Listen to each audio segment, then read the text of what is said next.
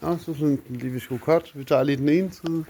Der var lidt her med nummer 2. Jeg kunne ikke rigtig se, om der var noget med nummer 1.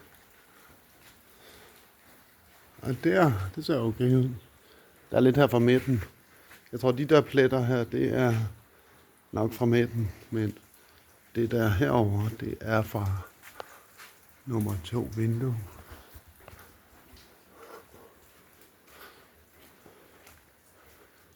Det kunne godt ligne, der kom lidt her. Men jeg ved ikke, om det har landet op på stillaset først. Det er også lidt fugtigt herovre, ikke? Men det kan godt være noget gammelt. Det der er midten, så det gør nok ikke noget. Men her ved jeg ikke. Nå, det er her, hvor de er skævt samlet sikkert. Hvor de er forskudt måske. Eller så det er længere henne, det går ikke. Det er lidt længere henne. Så her er der ret vådt.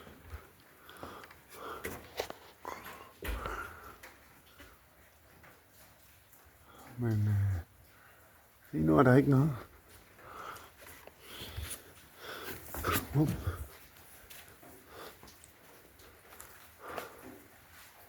Her kommer det ud til op med vinduet.